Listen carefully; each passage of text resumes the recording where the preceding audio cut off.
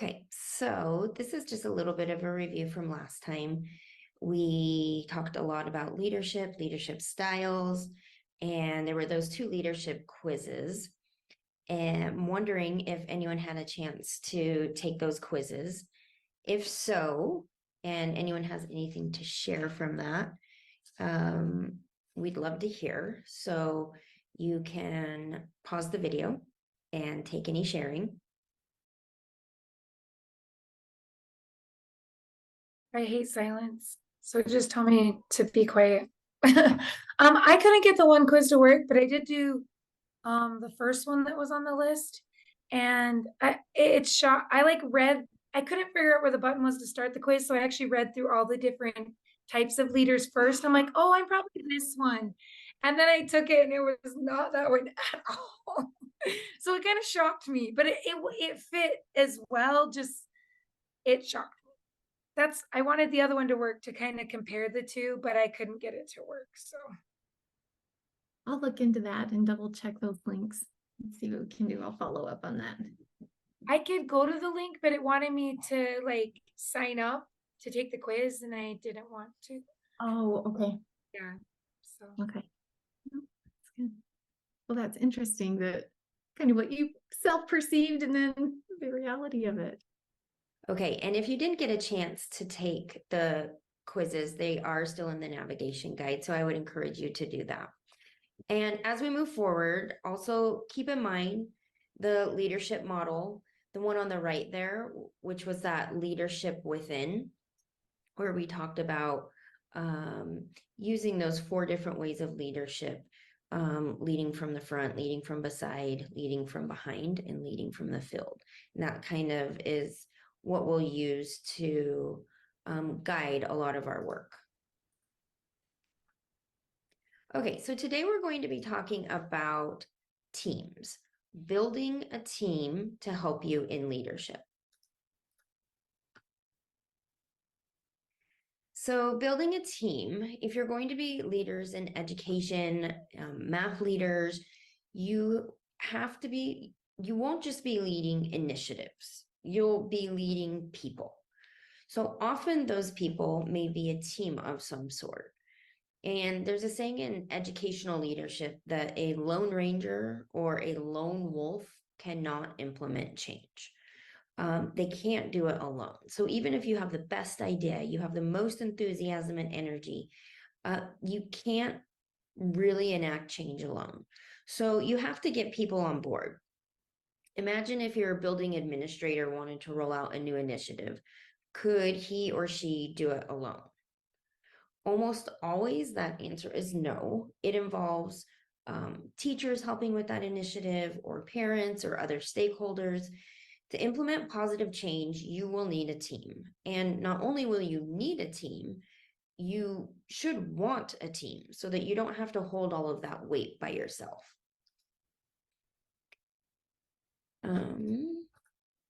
So we're going to talk about what makes a team work. So think of a team that you've been on. Sometimes we think of, when we hear team, we think of sports teams. It could be a team like that, or a group of people you worked with, any group where you really had a common goal. And I want you to think about what made it either successful or unsuccessful. So I'm going to ask Angie or April to pause this and spend about 5 minutes put people in breakout rooms and just discuss a team you've been on and attributes of that team that made it successful or unsuccessful. Any big ideas or thoughts that came out that you're like, oh yeah, experienced that? When you feel like the leader is part of the team rather than just that autocratic leader.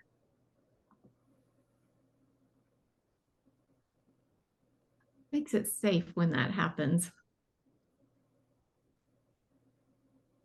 And to have a good team, I think you have to have trust in one another to be able to try new things, anyways, like in a sports team, I feel like you're always all about the same goal, whether it's, going to state or whatever, but we're all working hard because we have the same goal. And I think That's so important in like a math team. I've been in a really strong math team and I've been in a miserable math team, and the trust just made the successful one. We just did such great things because we trusted each other and we listened to each other and we had hard conversations, and it was great, and on the flip side, I've been in the negative aspect where, you know what I mean? No matter what you say, everybody just goes back to their room and does their own thing. And it's hard to really make any good changes happen.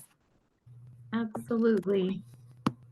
I think it's important to have a clear direction from your admin too about what the overall expectation is and the overall goal for where you need to be headed.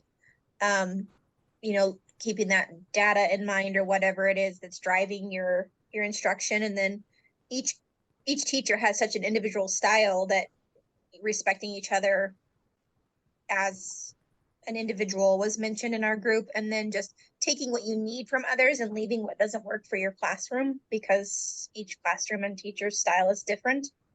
That helps. I think that's really good as well, that the leader kind of giving us, if that common focus and common goals, if they aren't as clear, that the leader being able to kind of help and establish that. But then, yeah, we can still have our own freedom and our own choice as we're moving towards that goal collectively. Okay. Hopefully you were able to share that. If you haven't shared out with the large group any big ideas, go ahead and do that now. And if you did, then we'll go to the next slide. We're going to talk a little bit about the research on successful teams. So there's been a lot of research on teams and leadership, and it has been found that the collective intelligence of a group is more successful than just having high average IQs on a team. So this means that a group dynamics and the ability to function of a group trumps just having a bunch of smart people in the room. And this leads to the next one, that research shows that you don't really want all perceived superstars or experts to make the strongest team. In fact, the research says that it's great to have about 60% of the people on a team to be the ones who would be considered superstars, experts, top of their field, and that it's good to have a variety of other people as well. So for this next one, what do you think is the greatest predictor of any team's success? So take a minute to think about that and take a mental, educated guess of what is the greatest predictor of any team's success. And are there any guesses? Feel free to pause this and share out some guesses. My guess is trust. I would say flexibility and thinking and working. Maybe relationships. So the research has shown that the greatest predictor of a team's success is social sensitivity, or it's easier for me to just think about that as empathy. The researchers who found this also found that teams with more women were more successful because they hypothesized that the women from the research had more empathy or social sensitivity than men. All right, so if that's the greatest predictor of success, what do you think is the greatest predictor of a team's failure? And so think about that for a minute. And again, are there any guesses? You can pause and share.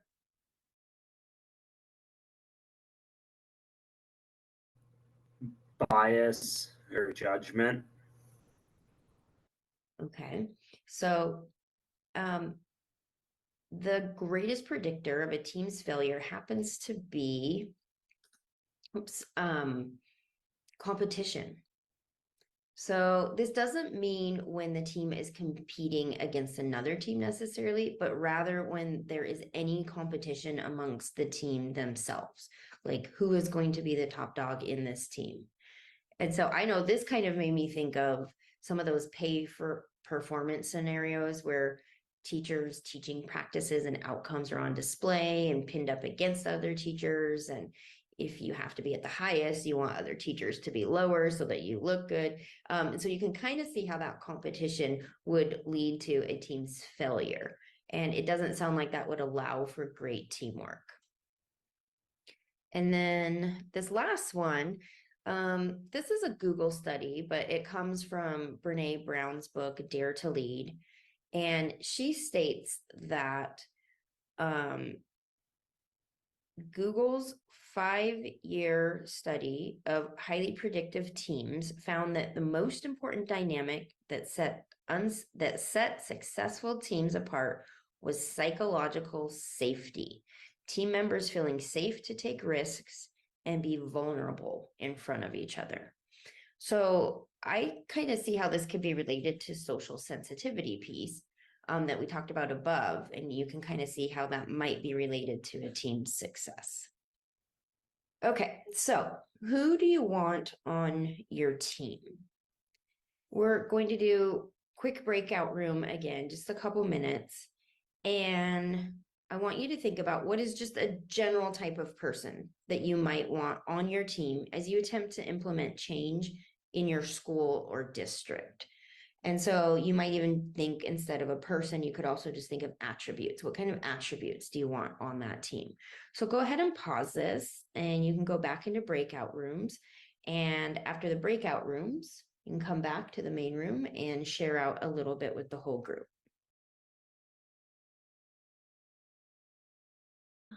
Welcome back.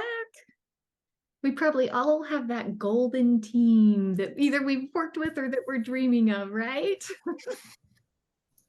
All right, so who do you want on your team? So now, instead of thinking generally, I want you to begin to think about actual people that you might be able to pull together as on a team that you lead, depending on what your plan is for your project. What kind of people might you want to be a part of that? So don't think that you have to do it all on your own, all the work you're thinking. And ideally, you will have a team helping you implement whatever your lead project is going to be. Now, because each project is different, each team will look different. Some might be a team of teachers. Will you include administrators, parents, students? Each of these people are stakeholders. So begin to think about which stakeholders you want on your team. And if you don't know your project all the way, you can still begin thinking about who you might want on your team. Do you want all like-minded people? What about people that challenge your ideas and assumptions? Are there any gatekeepers in your school that will be valuable to have on your team? They can help you get into certain programs or funding, things like that. That might be important to think about having them on your team. Will this be a grade level thing or across grades throughout your school? And so depending on the time we have now, I'm going to guess we have enough time. I'll leave that to whoever's moderating, but if there's time, take a minute to begin brainstorming who you might want on your team. So maybe everyone here can have just about, 2 or 3 minutes to start jotting down and brainstorming some of those people. Hey, Pat, I got a question for you.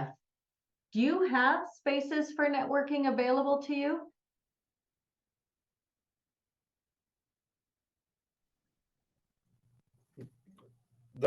Say that again, at my school, Yeah. you mean? Do you have opportunities to network with people? Yeah. I mean, it's a small pool. But I was just writing down right now. I thought of basically 3 people. It was like a teacher who is more traditional. She came from another part of Idaho is a bit more conservative. And then a new teacher who's like brand new to teaching, who I'm kind of taking under my wing. And then our head of school, superintendent, principal, the one administrator we have. I mean, she's great, and she she does a great job of going between us and the board of directors. So I actually have a pretty solid team. I think, yeah, it's small, but right now they're solid people. That's actually probably higher numbers than some of the smaller schools have. So that's great. I'm glad you have a team that you can kind of look to. Okay, so now that you have a team, I mean, theoretically, we're going to say we've thought through that process of having a team. At some point, you'll put that together. And once you have your team, will always be sunshine and rainbows. So no, of course not. But there is something you can do to preempt conflict, meaning get ahead of it before it happens. So the number one thing you can do to prevent team conflict is to air differences right from the start. So what might be some differences that you face either with your team or within your school setting that you could perceive? And then bonus points if it relates to math. So go ahead and pause and share out what are some differences that you might have within your school or within your team. Feel free to just jot these down on your own, or if you want to share, we can do that too, or just a self-reflection time.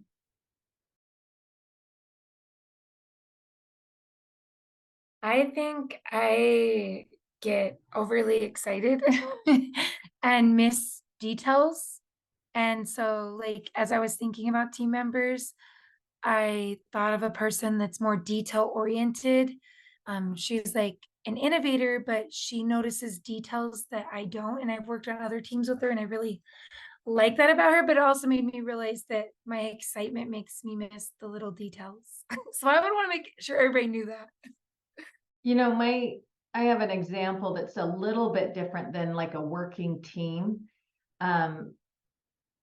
But recently we were invited to present at a district, and this district adopted a new curriculum, and the implementation messaging was very strict, and don't supplement, don't use anything else, teachers really felt hamstringed, and many teachers were held accountable for not following it well enough. I mean, it seemed pretty strict for just being on the outside. And so we were invited to come present, and in our meeting that we had planning it out, I just said, I want to address the elephant in the room.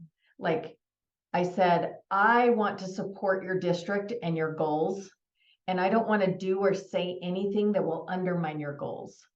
And I am well aware of the talk that's happening around your curriculum adoption. Can we talk about this as far as their teachers are going to ask me this? They're going to ask me, well, I'm not allowed to do this in my district anymore, and I'm not allowed. They're going to ask me this. And I said, I just need to know what our messaging is so that we can support your goals. And it was a fantastic conversation. And it was a great relationship builder with that district. They were excited to have us there. They knew because I had surfaced it that they could trust me not to undermine their goals. And but that's a difficult conversation to sometimes have and bring up, because you want to handle it in a positive way. That's not like, hey, I've heard what your teachers say, and whatever my personal thoughts are, I still want to have a good relationship going forward. So Okay, so hopefully you were able to share out some of those, and because I didn't get to hear you, I'm not sure what you shared, but some of the ideas I came up were, quote, old math versus new math, or maybe how to teach fact fluency, or curriculum versus standards, or the value of standardized testing. I could see some of these philosophical differences coming out. And so the number one strategy you can do is to put all the differences on the table at the beginning. And you can see that relates back to vulnerability and social sensitivity. In a sense, you're allowing for those differences to live and be part of the conversation and honoring them, even if there are differences, working from that ideal that we can have differences and still work together for a common goal.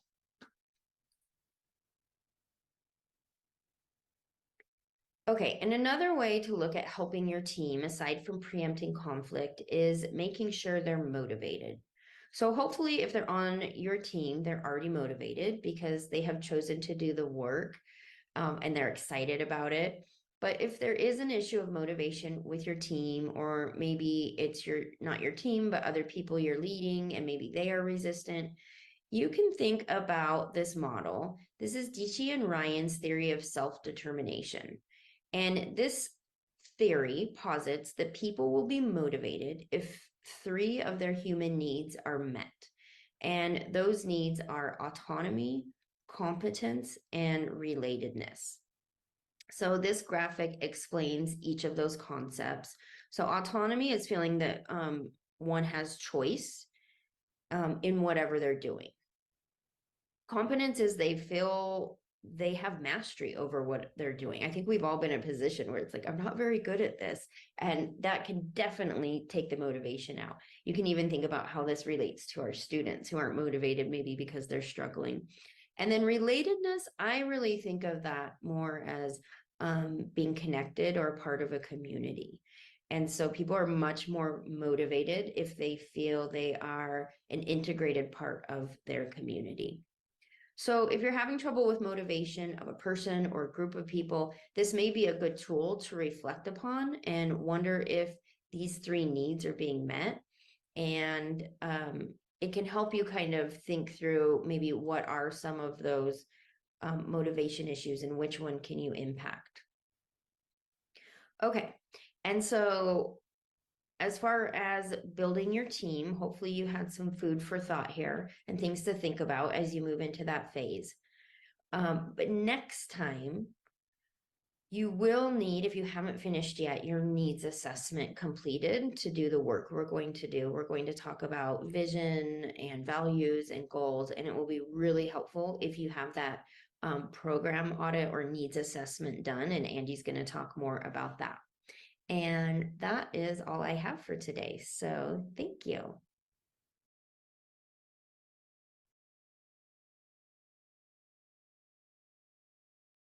We were just saying, we thought she did a great job for not being here. Would we have known? It's perfect. So we're going to shift now and study and kind of dive in a little bit more into that framework for leadership and how that can help us in the work that we're doing and kind of help us capture these bigger ideas. So we can see the 4 guiding principles of empower, advocate, monitor, and design. They're in that little square.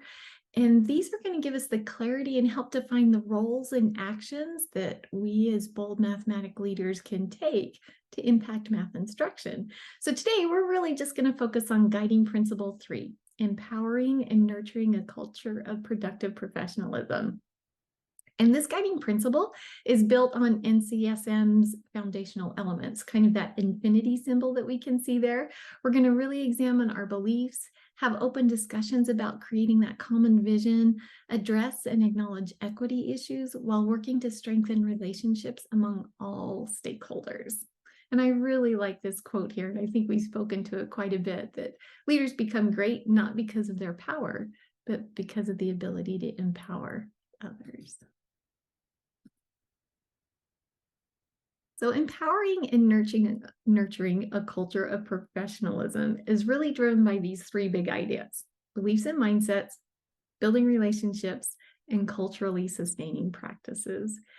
And the big ideas will help to ensure that the partnerships that we're creating, that they're meaningful and that they're successful. We really want to create, implement, reflect, and refine on opportunities for equitable mathematics learning and teaching, and then student outcomes, which impact student outcomes. And within each of these big ideas, we have these imperatives or commitments to action. And so tonight, we're really going to only look at 2 imperatives: the commitment to self and the commitment to colleagues within each of these 3 big ideas.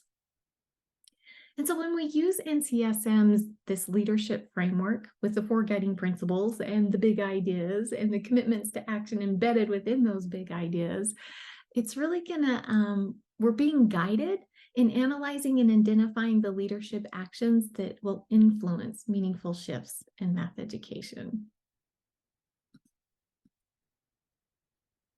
So in year one, when we were math tech instead of math leads, we explored the big ideas of beliefs and mindsets. We studied Joe Bowler's work about mathematical growth mindsets. We examined productive and unproductive beliefs about the teaching and learning of math.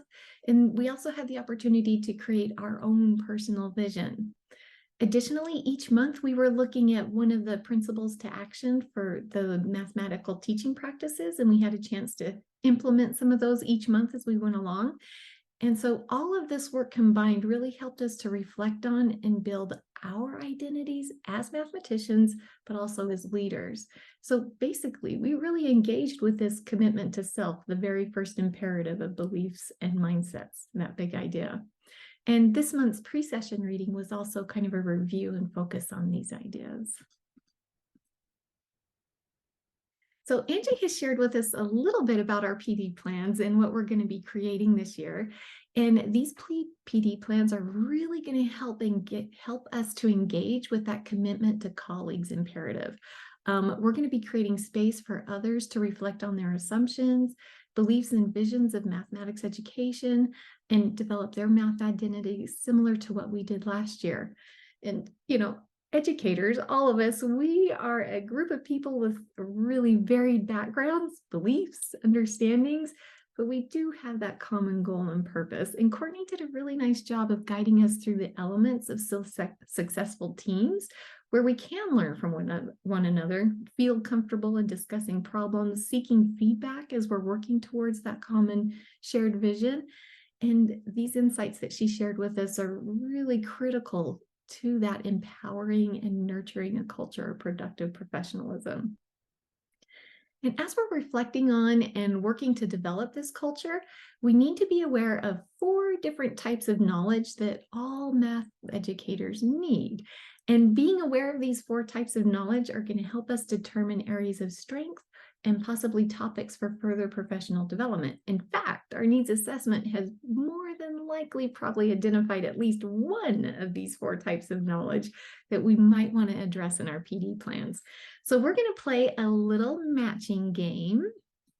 I'm going to put a if I can find it. I've got a Jamboard link that I'll put in chat. And we are going to go to that. Maybe paste it. There we go. All right. And we'll see. There's 3 different activities we'll be doing on these Jamboard pages. So we're going to be looking at the pages that are related to the types of mathematical knowledge. In your groups, breakout rooms, just group 1, if you'll go to page 1, group 2, if you'll go to page 2, group 3, if you'll go to page 3. And you have some headings of the 4 different types of math knowledge and then some descriptors, and just kind of talk and match those up together.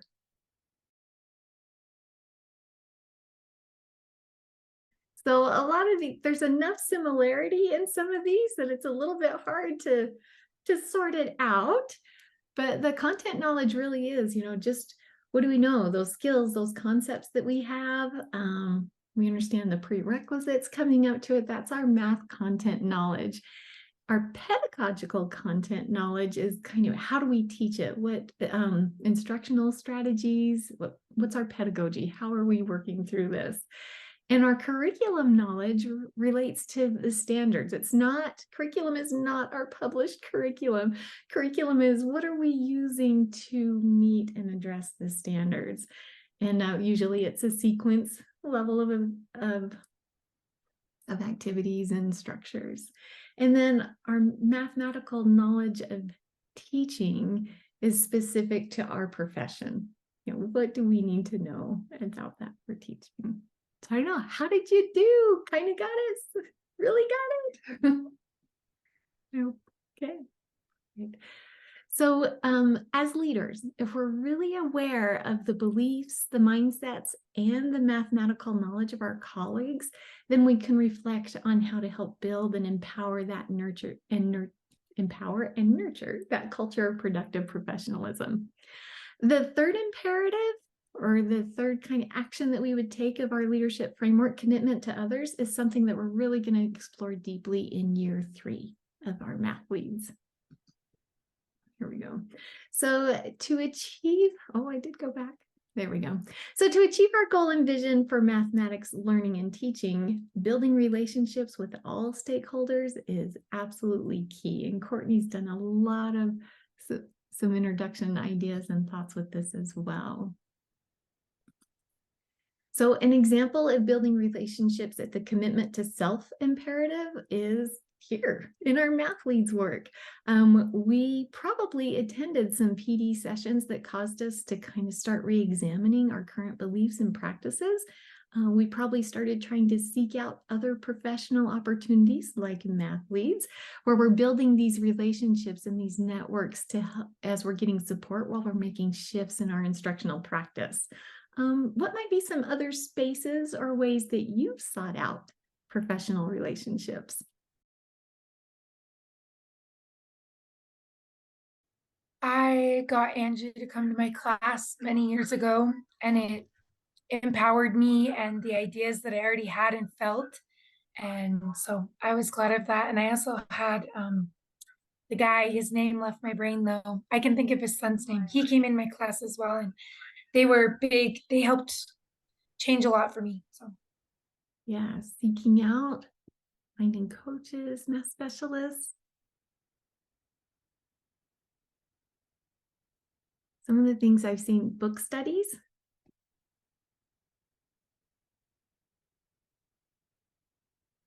Lots of opportunities, committees, professional organizations. And in these social spaces, we really are building those relationships where we do feel safe to learn, try out new things, fail, come back, regroup, and keep moving forward. And it really is about, it's really an important step in our profession. It's kind of moving away from being isolated. Another important relationship commitment is focusing more on our students and their learning outcomes rather than just that day-to-day routines of teaching. I want to do a little insert Yes. to commitment to self. I don't know if you guys have heard, but April is actually part of the ICTM that is hosting Graham Fletcher's webinar tomorrow night. So I don't know if you guys heard about it or you're registered, but I'll put the registration link right in the chat. But she was pivotal in arranging that webinar for Idaho teachers. So there you go. It's just really, it's one of the reasons I joined ICTM was just that networking and just finding my people just to play and support and get ideas. And it's been really, I encourage you to join as well, but I really enjoyed it. So shifting to the imperative commitment to colleagues is really all about building and designing structures to support these relationships and professional communities. And we'll get a little bit more into designing structures in another couple months. But I do want to look at, oh yeah, commitment to colleagues. So many of us are probably familiar with Tim Knold. He does a lot of that PLC work. And he frames relationships as alliances. And kind of reflecting back on what Courtney was sharing with us as well, we've had a chance to think about traits of productive teams and kind of thinking about, our productive alliances as well. What would be some traits with that?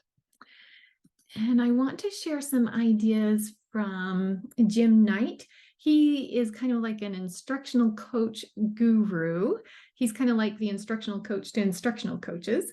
And he's identified 7 principles that support partnerships in this professional learning. And equity is, as leaders, and we talked about this in some of our breakout rooms, that we see ourselves more as a colleague, that we're leading from the midst rather than the front.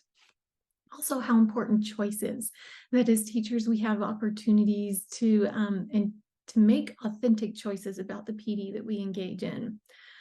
Voice, as a leader, we value and we're really seeking out all perspectives of people that we are trying to collaborate with or support. Reflection refers to that every member of the team, including the leader, has opportunities to make sense of what's being learned. praxis is having the opportunity to just go out and do it, implement it. And dialogue is that space where we can, ideas are exchanged in meaningful ways. And then reciprocity is that these partnerships and professional learning are just in an ongoing cycle where we're learning from each other. So a lot of the same ideas that we've already talked and shared. Make sure I'm getting to my right screen. There we go. So the big idea of culturally sustaining practices are the actions that we take for leading social change in school by addressing biases, stereotypes, deficit thinking, and preconceived notions. There are a variety of cultures and communities in our societies that really can start initiating these movements. They can guide them, they can support them. Some of these subgroups of cultural pluralism that we're probably really familiar with are race, gender, language, religion. But we could also think of generational cultures like Gen Z and maybe even some different political cultures. And I think by acknowledging and being more aware of our cultures and communities, we're recognizing that math education really has to shift from that just teaching facts and algorithms to teaching for engagement in that critical thinking and that problem solving about issues that are relevant to our society, our communities, and even our world. So like all the other big ideas in Guiding Principle 3, it all starts with the imperative commitment to self. And it's just ensuring that our assumptions, beliefs, and expectations and habits are examined in order to shape, changes within our sphere in our school. There's an African proverb that says, unless you know the road that you come from, you cannot know where you are going.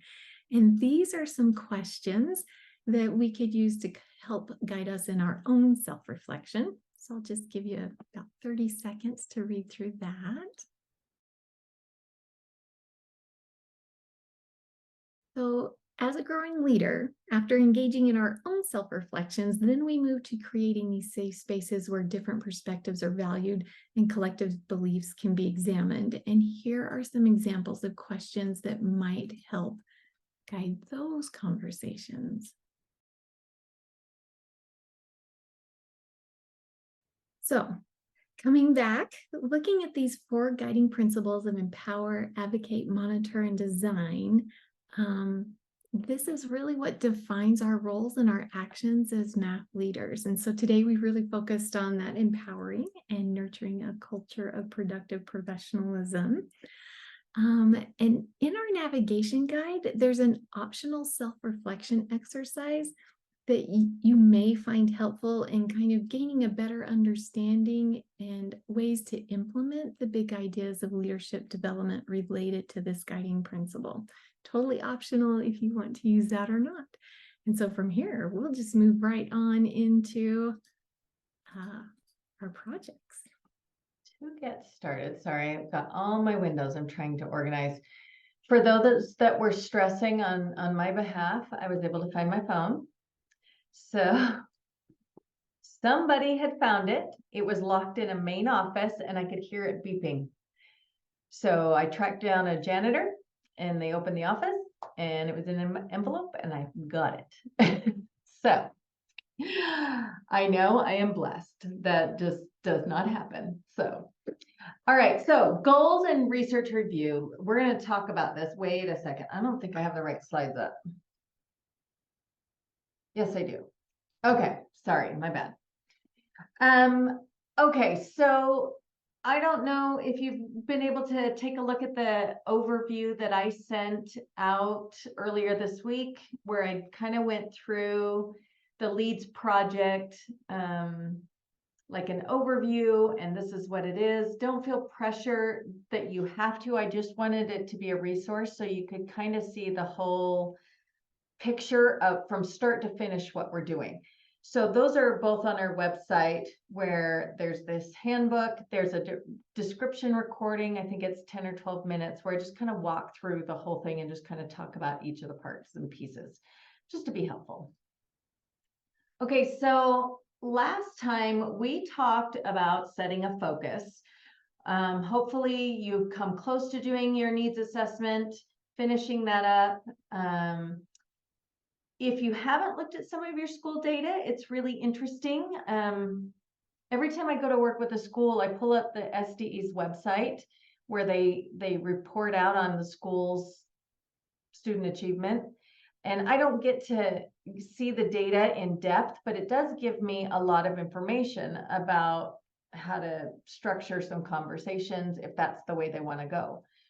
So tonight, we're going to look at this planning for change area. We're going to talk about goals and applied research, and we're going to talk about the improvement plan next month.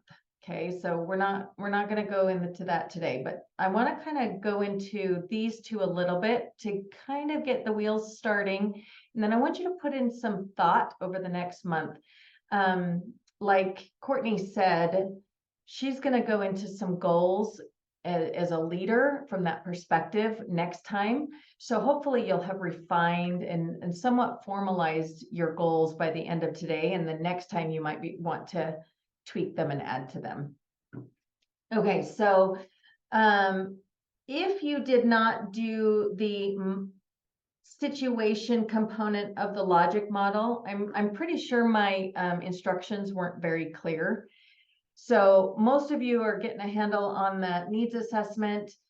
And then you'll see in the emails, in the emails that I sent, that there was instructions to go put your name on one of the logic models and then just kind of describe your current situation. Like, what are you thinking about needs to shift in your environment?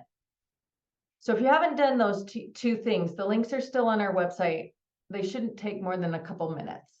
So tonight, let's look at goals and applied research. So we're going to take about, let's see what time it is, 8:20. Let's take about 10 minutes. I'm going to put you into groups of about 3. It's probably be your same groups. And I want you to think about these 3 questions. They're all on the navigation guide so that you still have them.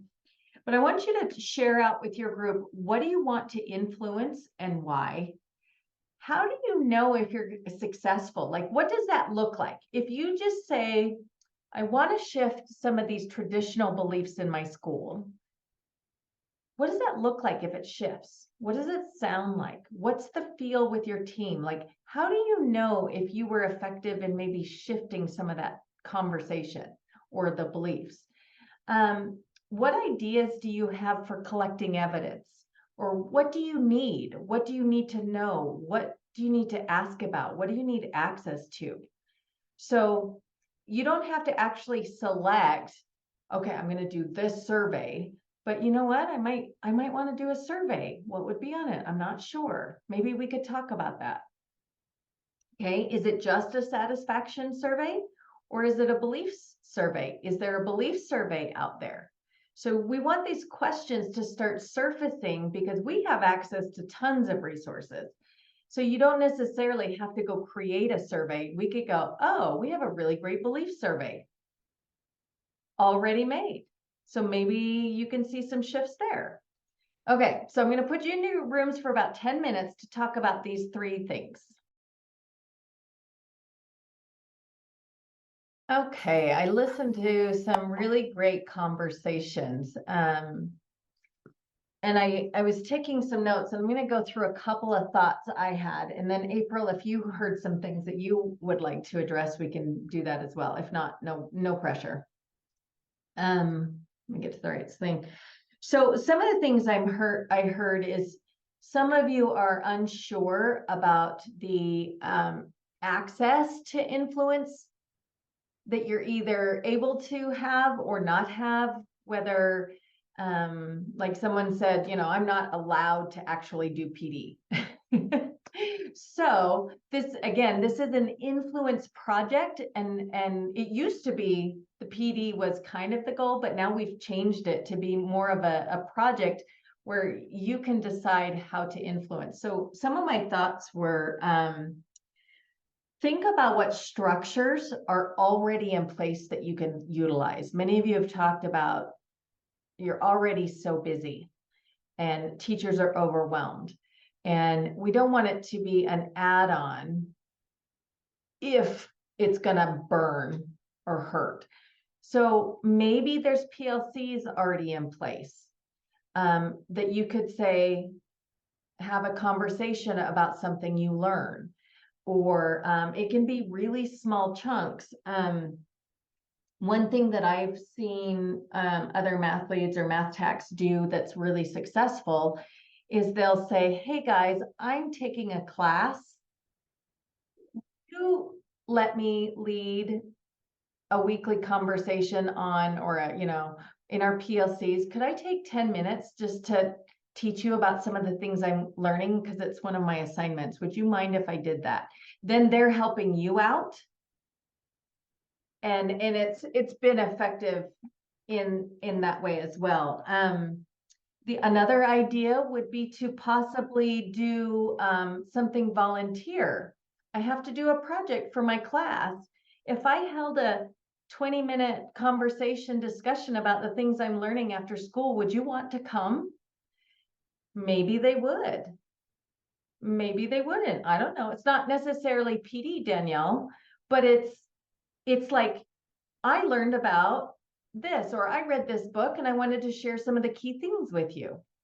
So, data collection on that can be something as simple as an exit ticket or a survey after 3 or 4 meetups. So I'm trying to talk really small and in a small sphere. Some of you may have a larger sphere of influence, and you might have your administrator on board and says, yes, I want you to do all 5 PD days this year. If that's the case, don't panic, we'll help you. But let's see. I think you're all spot on in your hesitancy, because you don't want to go in so hard that everybody runs away. And that's a delicate balance to learn to figure out. So April, I'm just thinking too about how it cannot become a burden on other teachers as well, because like in my week, we have 30 minutes of collaboration time a week. wow. I cannot take 10 minutes to No. talk about my project. It's not reasonable. But I'm wondering if I could offer something, like if I focused on providing rich tasks or a library of rich tasks that are prepared, and then my data maybe is something like what's working or something, like, so that I'm giving something to them so that I can get the data in return, something like that. Do you guys do like PLC times? Because you said you have that 30 minutes. What do you do for 30 minutes? It's just our collaboration time for our team. So something that's really successful for bringing teams together, and it's in that vein of a more authentic and true PLC, is looking at student work together. So would teachers be willing to give a task, the same task, and then we're going to bring our student work and look at it? Or maybe we build a rubric together, something, that idea that uses that time in a way to build a student focused team. I like that idea of bringing a sample work, because then that's something that everybody could benefit from in their individual classroom. And if they didn't want to give the task, you could still come with your stack. Okay, I gave this task. I need help understanding, how do I rubric this out? And they're still engaging in that process, but that's actually what PLCs are intended for. So okay. I'm a bucket of ideas. I'll just start spewing stuff. You take what you like. So that's helpful. Thank you. okay. April, did you have any thoughts that you picked up on? I think it aligned right with what you've spoken with as well. Where's the space to be able to do this? How heavy, how light can I do? And then also, what type of data can I, does it have to be framed just around students? Or is there other types of data that can be collected? Yeah, typically when we do, say, exit tickets, we'll collect data like, how are you using this? And what did you see from the students? But then we also insert like a satisfaction piece. Was this a good use of your time? Was it not? And why?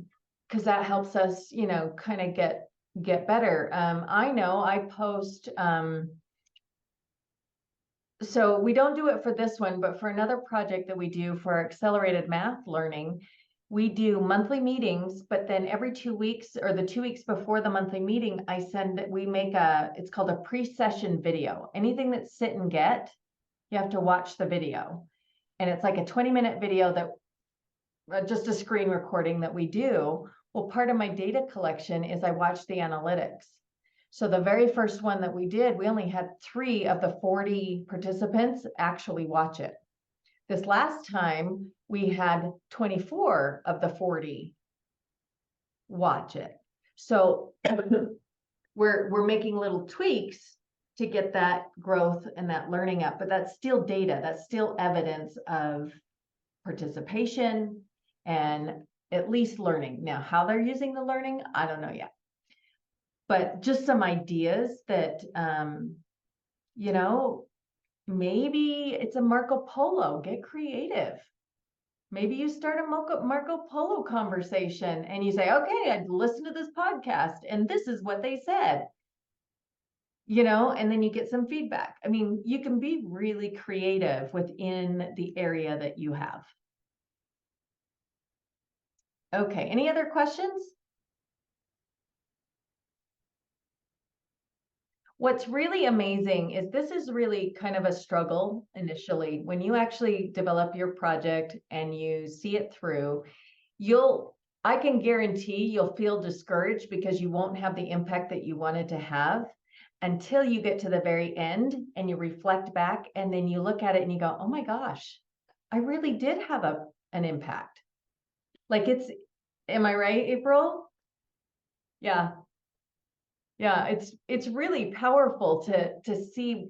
You get so in it, you think, oh, nobody's getting this. And then you get your results back and you go, oh, it did make a difference. Or just that it's acknowledged that, oh yeah, this was a good idea kind of thing. So yeah. Yep. Okay, so now we're going to just talk about this real briefly so that you can kind of know what's going on. Anytime I do any sort of improvement project, I always have to learn. There's always more that we need to study and learn and research. And so when we say applied research, I didn't want that research word to make you think of master's thesis level stuff or doctorate thesis level stuff, because that's not what we're talking about. If you go to the webpage and you look at the example in the handbook that I put in, I think she's got maybe just over a page where she went and found some articles on her topic to enhance and increase her knowledge. Now, you guys have already done a ton of reading. You did your book study this summer. You did the principles to actions last year. If that's your reading, if you're taking something from those, you've already done your reading. And you would just need to summarize it. And I've got like these 5 steps, like just outline what you learned from it and how it applies. Like what's the research-based practices that's going to apply to what you're trying to do. Like, let's say you want to help them improve their questioning. Well, in principles to actions, it talks about questioning in this way, and this way, and this way. So what I want to do is make sure when we're growing into some teacher leadership, we have to be very careful about the resources we use. So we kind of want to stay away from the blogs, even though there are really good blogs. So unless they're like really vetted, like Graham Fletcher or Joe Bowler, right? Dan Meyer, these ones that we call them math celebrities, you know, unless they're like, we want to kind of steer clear of that. We can use that to kind of support, but we want to go into more researchy, peer review type stuff. I'd say go into NCTM. They have a fabulous article base. And if you're not a member, 1, you want to be. 2, send me the link of the article you want, and I will download it and send it to you. So I just will make sure you have it. So you can go to the NCTM archive, you can search your topics. You can also search on Google Scholar, and you get quite a mix there. You get the magazine level friendly articles, but then there's also the hardcore researchy ones. I warn you, I fall asleep when I'm reading those. So if you enjoy them, you just enjoy them. And then I also have, every time I buy a book, I make sure to buy the digital version. So right here, as long as you promise not to share it, I will let you peek into our digital library. And if there's something you want to look at, read, skim through, you're welcome to. Just please don't download it and please don't share it because I'll get in trouble. But I want you to have access to everything. If we were here in person, I'd let you borrow everything. So over this next month or two, I'd encourage you to read not even like 1 or 2 articles, something on your topic that you're interested in that you want to talk about. So Danielle, if you do something where they opt in and you just pick something to talk about every time, that might be a good place to start. Oh, there was this article about fractions that I read. Could we talk about it? Or, you know, whatever you decide. But in your project, you'll have kind of a lit review or an article review. And it, again, a couple of articles is fine. If you summarize how the reading in your book is gonna contribute, that's fine too. Okay, well, let me get back to topic. So I actually don't have a requirement on how much you have to read or how much you have to review. You really, it should be less than a page, enough to really learn about your topic that you want to influence a little bit. And then that's enough. Okay, it's not a thesis, it's not a 10-page, it's not even a 2-page paper. Now, if you want to write that much, you're welcome to, but you know how I write now because I hate writing? I do speech to text. I open up Google and I speak what I want to write and then I edit. And that is my go-to all the time. So, let's see. So for your next steps, I'd love you to formalize your goal. Like, okay, and you're not set. You're actually not set until January-ish. So just start formalizing. What do I really want to accomplish? What's my goal? And then what do I want to read? So next time, I'd love to have some discussions and share out on some of the things that you looked up and what you read and some fun and exciting things to share. Sound good?